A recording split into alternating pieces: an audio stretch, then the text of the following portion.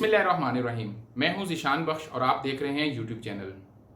ناظرین، پاکستان میں election commission نے جو فیصلہ دیا ہے تحریک انصاف کی ممنوعہ فنڈنگ کے حوالے سے، اس نے ملکی سیاست کو ایک نئی سمت پر ڈال دیا ہے۔ تحریک انصاف کا کہنا ہے کہ فورن فنڈنگ سے ممنوعہ فنڈنگ تک کا جو سفر تھا گو کہ 8 سال میں طے ہوا ہے، لیکن الیکشن کمیشن کے اس فیصلے نے تحریک انصاف کے بہت سے مسائل حل کر دیے ہیں۔ تحریک انصاف پر گزشتہ کئی برس سے یہ الزام لگ رہا تھا کہ وہ اس کیس کو التوا میں ڈال رہے ہیں، اس سے بھاگ رہے ہیں، اس سے جان چھڑوا رہے ہیں۔ سونر اور لیٹر فیصلہ آ گیا۔ تحریک انصاف اب اس فیصلے کو تسلیم گو کہ نہیں کرتی اور کہا یہ جا رہا ہے کہ جو یہ فیصلہ ہے یہ کسی خاص فرقے، کسی خاص گروہ یا کسی خاص طبقے کو، ایک خاص سیاسی جماعت اور ایک وفاقی جو اس وقت حکومتی اتحاد ہے ان کو خوش کرنے کے لیے اس فیصلے کو اس انداز سے لکھا گیا ہے۔ اس فیصلے سے حکمراں اتحاد کیا کرنا چاہتا ہے جو وہ پہلے نہیں کر سکا؟ اس حوالے سے تحریک انصاف کے چیئرمین اور سابق عمران خان جو وزیر اعظم تھے، انہوں نے واضح کیا ہے کہ جو کام یہ رجیم چینج آپریشن کے ذریعے نہیں کر سکے، غیر ملکی ایجنڈے پر کام کرتے ہوئے غیر ملکی قوتوں سے مل کر جے یو آئی، مسلم لیگ نون اور پیپلز پارٹی نے جس طریقے سے تحریک انصاف کے اراکین اسمبلی کو خریدا، سندھ ہاؤس میں منڈیاں لگیں اور اس کے بعد عدم اعتماد کی تحریک پیش ہوئی اور اس تحریک کو کامیاب کروایا گیا۔ عمران خان کو حکومت سے نکال دیا گیا اور تاثر یہ دیا گیا کہ اب عمران خان اور پی ٹی آئی کا کوئی مستقبل نہیں ہے۔ عمران خان وزیر اعظم ہاؤس سے جو ڈائری لے کر نکلے تو پھر ملک کے طول و عرض میں رجیم چینج آپریشن کا بیانیہ انہوں نے پیش کیا۔ بیانیہ عمران خان کا تھا، لیکن عوام نے اس بیانیے کو قبول کیا اور اس بیانیے کا جو نتیجہ تھا وہ پنجاب کے ضمنی الیکشنز میں 17 جولائی کو نظر آیا۔ وفاقی حکومت پی ڈی ایم کی، پنجاب حکومت مسلم لیگ نون اور اتحادیوں کی، مرکزی اور صوبائی حکومتوں کی موجودگی میں پہلی مرتبہ تاریخ میں دیکھنے کو ملا ہے کہ ضمنی الیکشن میں حکمران جماعتوں کو یا حکمران اتحاد کو اتنی بڑی اور عبرتناک شکست ہوئی ہو۔ تحریک انصاف کے چیئرمین عمران خان کا کہنا ہے کہ رجیم چینج آپریشن میں جس طریقے سے ان کو نکالا گیا اس کے اندر ان کی جماعت کو اس بات کا فائدہ ملا اور وہ آنے والے الیکشن میں اسی ایجنڈے کو لے کر ایک دفعہ پھر عوام کے پاس جائیں گے اور عوام سے وہ امید رکھتے ہیں کہ وہ ان کو اس حوالے سے بھرپور مینڈیٹ دیں گے۔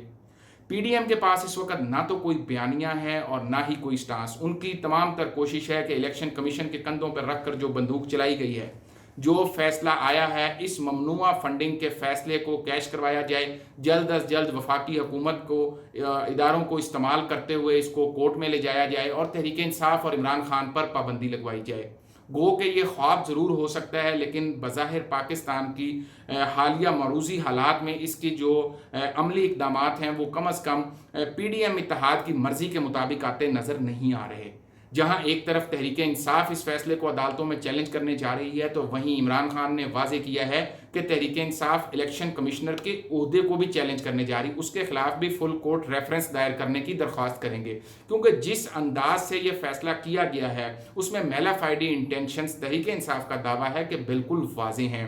غیر ملکی فنڈنگ سے ممنوعہ فنڈنگ تک کا جو سفر ہے تحریک انصاف نے یہ سفر طے کر لیا ہے، لیکن کیا پیپلز پارٹی اور نون لیگ بھی جو ان کے ممنوعہ فنڈنگ کے کیسز ہیں اس پر الیکشن کمیشن ایسی ہی پھرتی دکھاتے ہوئے اگلے عام انتخابات سے قبل کیا ان کے کیسز کا بھی فیصلہ کر پائے گا؟ اس وقت الیکشن کمیشن اور چیف الیکشن کمشنر کا کڑا امتحان ہے اور دیکھنا یہ ہے کہ وہ اس امتحان میں کس حد تک کامیاب ہوتے ہیں۔ گو کہ 62(1)(f) کی تلوار تو عمران خان پر لٹکائی گئی، لیکن کیا الیکشن کمیشن کا امتحان نہیں ہوگا جب مسلم لیگ نون اور پیپلز پارٹی کے مستقبل کا فیصلہ کرے گا؟ عمران خان کا کہنا ہے کہ بڑی حد تک انہوں نے جو ممنوعہ فنڈنگ جس کو کلیم کیا جا رہا ہے اس کا ریکارڈ پیش کیا ہے، تمام تر اکاؤنٹس کا ڈیٹا دیا ہے۔ جن اکاؤنٹس کا ڈیٹا نہیں دیا گیا وہ براہ راست تحریک انصاف کے زیر استعمال نہیں رہے۔ تاہم اس وقت جو حکمران اتحاد ہے، پی ڈی ایم ہے، ان کا یہ دعویٰ ہے کہ عمران خان کا جو ایفیڈیوٹ تھا بیان حلفی کو، وہ کہہ رہے ہیں کہ وہی سب سے بڑی ایسی چیز ہے اور ترب کا پتہ ہے جو ان کے پاس ہے، جس کو استعمال کرتے ہوئے عمران خان اور تحریک انصاف کی کو بین آرگنائزیشن قرار دینے کے لیے وہ آگے قانونی کارروائی کا آغاز کریں گے۔ دعویٰ یہ کیا جا رہا ہے وزیر قانون کی جانب سے کہ عمران خان اور پارٹی کے اہم رہنماؤں کے خلاف کارروائی میں ان کے خلاف جو ECL میں نام ہیں وہ ڈالے جائیں گے، اور ساتھ ہی ساتھ اس سیاسی جماعت کے اوپر پابندی کا بھی جو عمل ہے اس کو بھی قانونی طریقے سے لے کر آگے چلا جائے گا۔ لیکن عمران خان اس حوالے سے بڑے واضح ہیں۔ ان کا کہنا ہے کہ سکندر سلطان راجہ کی جو تقرری تھی وہ بھی انہوں نے جب 3 نام ان کی طرف سے آئے، 3 نام اپوزیشن کی طرف سے آئے، ڈیڈ لاک ہوا تو نیوٹرلز کی جانب سے یہ کہا گیا کہ یہ ایک ایسا فرد ہے، اور اس کی گارنٹی بھی چیئرمین تحریک انصاف کے بقول نیوٹرلز نے دی کہ یہ نیوٹرل رہے گا۔ لیکن عمران خان کا یہ دعویٰ ہے کہ پہلے دن سے ہی سکندر سلطان راجہ تحریک انصاف کے خلاف فیصلے کرتے دکھائی دیے، کہیں بھی انہوں نے غیر جانبداری نہیں دکھائی۔ بہت سے فیصلے تھے، وہ علی امین گنڈا پور کے بھائی کی نااہلی ہو، پنجاب اسمبلی کے ارکان کا نوٹیفیکیشن ہو، ڈسکا کے ری کاؤنٹ ہو اور اس کو پورے حلقے میں ری پولنگ قرار دی جائے، PP9 میں ری پولنگ کہا جائے تو اس کو ریجیکٹ کر دیا جائے۔ بہت سے ایسے فیصلے ہیں جو الیکشن کمیشن کے متنازع فیصلے ہیں۔ تو کیا چیف الیکشن کمشنر اب پیپلز پارٹی اور نون لیگ کے خلاف بھی اسی تیزی سے فیصلہ دیں گے؟ اور نون لیگ اور پیپلز پارٹی جن کے اوپر براہ راست الزام ہے، پیپلز پارٹی کے اوپر الزام ہے کہ پیپلز